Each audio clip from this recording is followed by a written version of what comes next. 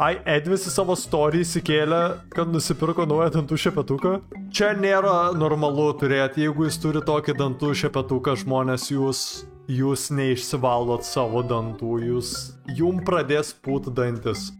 Ir Edvis tik tai dabar, kiek reikėjo metų nekeist dantų šepetėlio.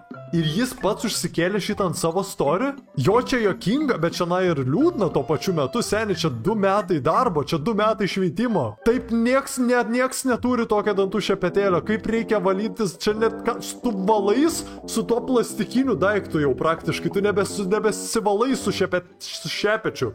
Tu valai savo dantis su plastiku jau dabar. Tipo, ačiū Dievui jis pasikeitė, ačiū Dievui jis susiprato, bet čia nėra normalu. Man šokas, tipo, šitas mane šokiravo. Jis nesivalė dantis, o valė batus su jo, okei. Jeigu jis valė ne dantis su šito šepetėlio, bet ką kita, tada viskas liuks. Kitaip aš jau bijojau.